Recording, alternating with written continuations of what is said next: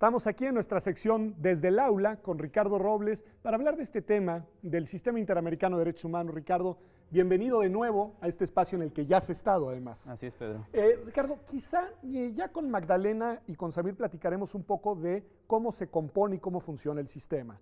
Yo te haría la pregunta más que para una descripción, para un posicionamiento de la relevancia.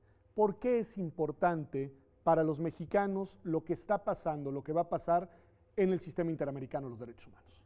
Ok, pues yo considero que es relevante el proceso de elección, primero porque se van a elegir a 4 personas de cada uno de los órganos. ¿Que se integran de cuántas de personas? 7. De 7. Lo que quiere decir que se va a integrar una mayoría. Okay. Entonces, eso al final es determinante porque si uno lo ve en la historia reciente, jurídicamente hablando, en México, el papel de la Corte Interamericana y del sistema interamericano en general ha tenido mucha incidencia en cómo se han establecido las cosas en el ordenamiento jurídico interno.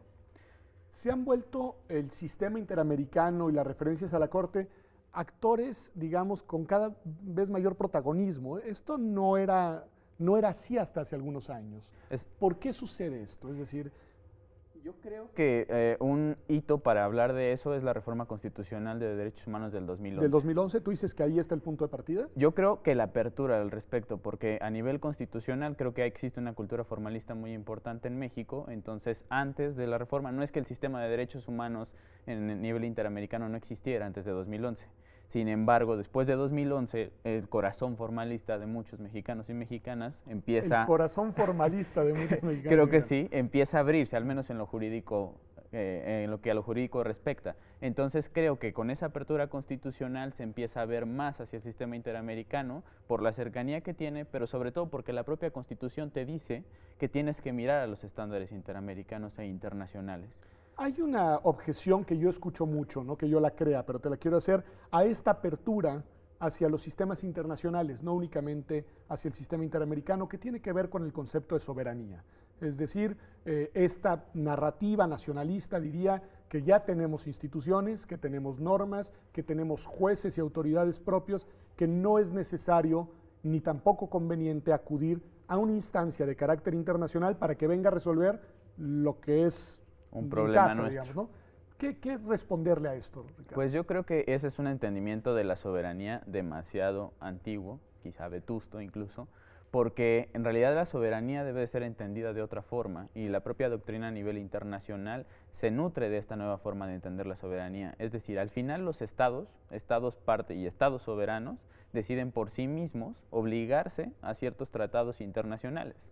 Entonces, la soberanía fue respetada en todo momento, porque tú como Estado soberano te comprometiste a ciertas cosas.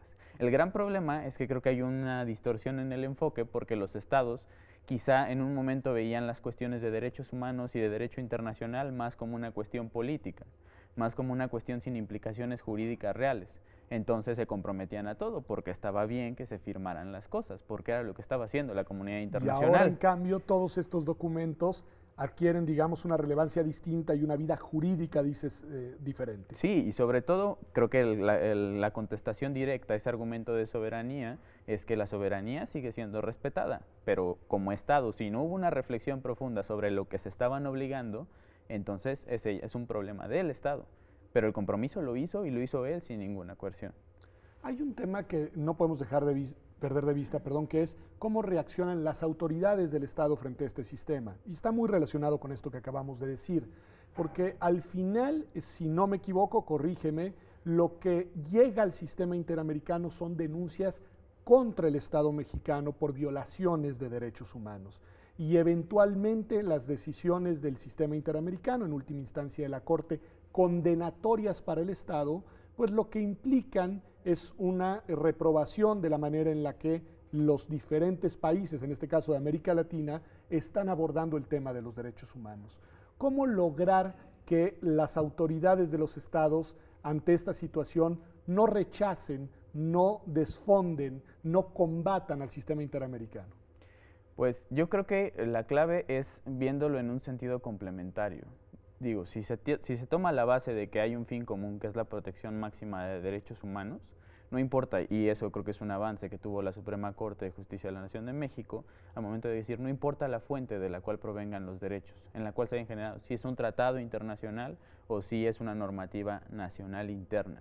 En realidad la finalidad es proteger estos derechos. Entonces, ¿cómo tú, digamos, resuelves esa confrontación con los estados? Es decir, si los estados de verdad están comprometidos con la garantía de derechos, los estándares que se generan a nivel internacional pueden complementarse con los nacionales. De hecho, el estándar interamericano y muchos de los estándares a nivel internacional parten de ser mínimos posibles. Los estados pueden ir más allá de lo que internacionalmente se establece.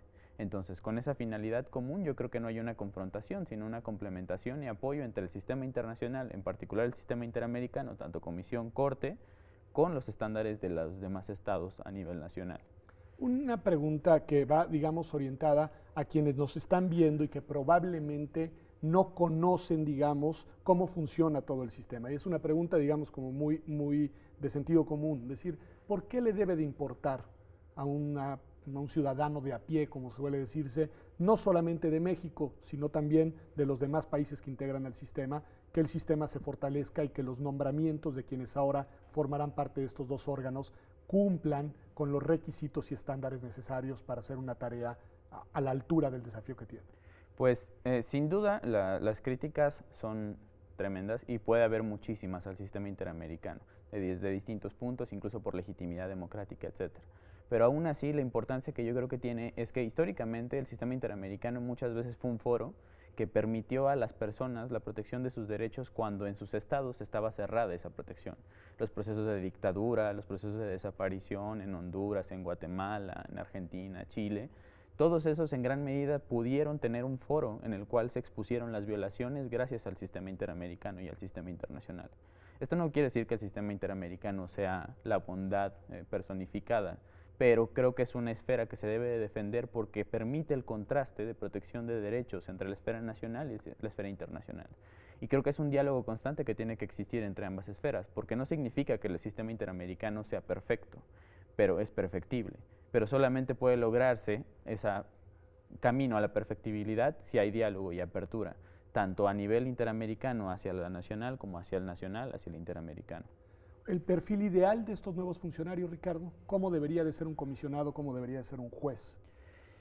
Es complicado saberlo porque creo que es muy diverso. Hay tres características que creo que podrían ser las básicas, que sería la cuestión de la independencia, la cuestión de independencia frente a poderes públicos independencia y privados. Frente a poderes públicos, privados, es decir, cualquier poder que incida en la decisión y que no tenga el ámbito de la justicia. El problema es que son muchos conceptos indeterminados. También la representatividad, que es un tema que a nivel interamericano es importante. Si hay distintas naciones, que todas esas naciones estén representadas. Un equilibrio, digamos, entre los distintos países. Y además, cómo están integrados esos países, por ejemplo, las comunidades negras, también las comunidades indígenas, las comunidades asiáticas, es decir, que hay una representación amplia. Y también tendría que haber un ámbito de imparcialidad respecto del perfil de cada uno de los comisionados, jueces o juezas. Pues muy bien, pues muchas gracias, Ricardo, en verdad. Pues ahí tiene usted, yo coincido con él, que en este caso la independencia, la representatividad, la imparcialidad son tres de los rasgos que deben garantizarse a la hora de seleccionar y nombrar a los integrantes de estos importantísimos órganos internacionales. Pero para seguir entendiendo qué es la Comisión y qué es la Corte Interamericana de los Derechos Humanos, acompáñenos después de un corte, que ya volvemos aquí a nuestro análisis en perspectiva en Observatorio.